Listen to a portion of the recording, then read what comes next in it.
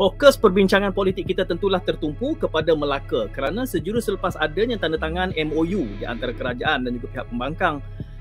Kelihatannya suasana politik agak tenang sehingga kan dalam rancangan kami Dialektika ini ada yang menganggap bahawa sudah tak seronok ingin menonton perdebatan dalam parlimen, bahkan kebanyakan masanya parlimen kosong. Apabila bersaudara bertenang ada MOU ni, tak bergolak, tak ada drama, maka hilang kenikmatan untuk melihat. Kononnya begitulah. Justru kita membicarakan ini dengan memberikan tumpuan kepada Melaka ini kerana dalam keadaan kita menjangkakan panas hingga ke petang, rupanya hujan di tengah hari. Tiba-tiba tak perasan dari mana datangnya angin, tiba-tiba Dewan Undangan Negeri Melaka pun terbubar. Dan ini sudah tentunya bermula daripada detik sekitar 3-4 hari yang lalu bila mana ada 4 orang di Dewan Undangan Negeri menarik sokongan kepada Ketua Menteri yang sebelumnya, iaitu Datuk Seri Mat Sulaiman Ali, dan kemudiannya ini tentulah memberikan suatu gegaran baru. Tiba-tiba kita tidak tahu dari mana datangnya unsur ini, tetapi kalau kita menganalisa sedikit, kita mendapati menariknya di dalam sidang media yang sama ada satu deskripsi yang menimbulkan banyak tanda tanya. Tak boleh ada 2 singa di atas satu gunung. Apanya erti ini? Siapakah singa yang dimaksudkan? Mengapa timbul isu berkait tentang singa ini? Apapun, apabila timbulnya kemelut sedemikian, maka terbubarlah sidang Dewan Undangan Negeri Melaka dan tentulah kita ternanti-nantikan tempoh 60 hari sebelum pengumuman bilakah pemilihannya. Namun begitu, dalam kemelut itu timbul keresahan rakyat sehingga memerlukan Speaker Dewan Undangan Negeri menyatakan bahawa ada cubaan untuk menyelamatkan keadaan. Sudah ada trade-off. Ya, istilah minta nyawa ni agak demeaning, tapi kalau itu justified maka silakan saja.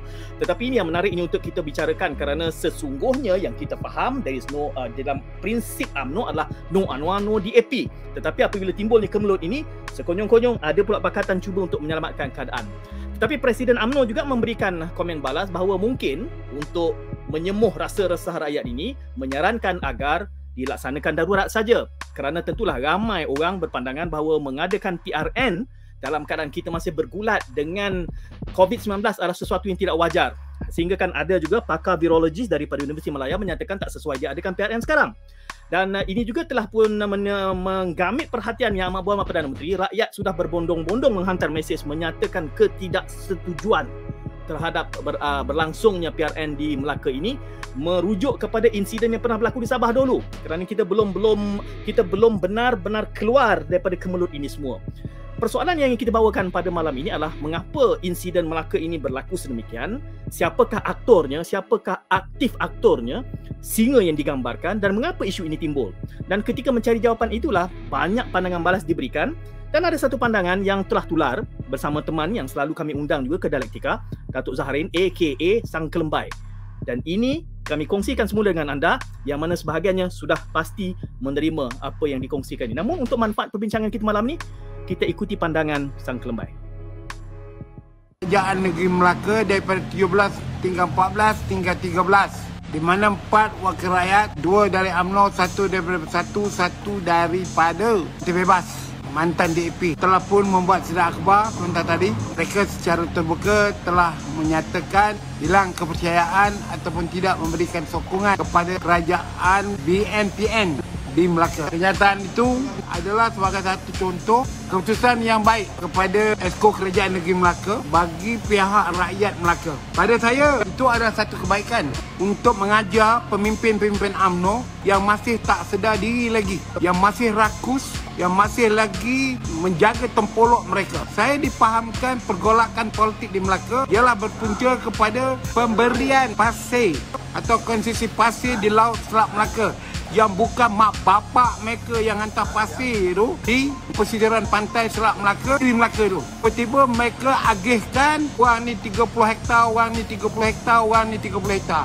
dan melibatkan wakil rakyat Parit Pantai Kundur itu sendiri yang hanya tengok lori ataupun pasir itu keluar daripada kawasan pilihan rayanya. Jadi pada saya, walaupun saya seorang UMNO, tindakan wakil rakyat itu adalah betul. Dan ini mesti dilakukan oleh semua wakil-wakil rakyat yang pro kepada UMNO untuk mengambil barang langkah bagi menjatuhkan mana-mana kerajaan walaupun menteri besar itu dari UMNO. Karena kita lihat pemimpin-pemimpin UMNO ni semua jaga tempolok diri mereka mencari kekayaan, bertambah pula dengan mereka mendapat kuasa sementara. Kerana selepas pilihan raya ini, kemungkinan besar UMNO tidak dapat lagi menguasai kerajaan. Dari atas ke bawah sekarang, pemimpin UMNO ni tak pernah nak memikirkan masa depan orang Melayu, memikirkan Islam, pembangunan luar bandar ataupun kepentingan ekonomi orang Melayu. Melayu. Jadi tuan dan perempuan jangan sama sekali tidak memberikan sokongan kepada 4 wakil rakyat. Walaupun saya tidak bersetuju dengan Aidil Harun, memang saya tak berminat dengan Aidil Harun ini, tetapi tindakannya dah hari ini saya puji. Tindakan yang baik, bagus untuk menyedarkan orang-orang UMNO ni. Masuklah daripada Sabah pemimpin UMNO ni juga tak sedar diri lagi. Begitu juga pemimpin UMNO di Johor, di Perak masih lagi tak berfikiran panjang. Mereka semua fikir mereka ada jawatan, jadi ketua UMNO bahagian, jadi wakil rakyat, jadi ahli parlimen. Mereka lah hebat. Mereka lah tokoh yang tidak boleh tertanding lagi. Pergi jahanam dengan pemimpin UMNO yang demikian. Teruskan saudara Aidil Harun, Azman Hassan, oleh perjuangan anda semua. Biarlah rakyat mengatakan apa-apa pada anda.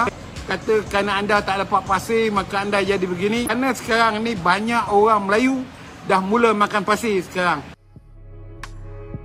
Itu menyebabkan suhu politik negara semakin mendidih. Anda mungkin tidak bersetuju dengan pandangan Datuk Zahrin aka Sang Kelembai. Apapun, ini medannya untuk kita bermujadalah dengan penuh adab, menyatakan pandangan. Yang penting kita mendahulukan negara berbanding kepentingan peribadi.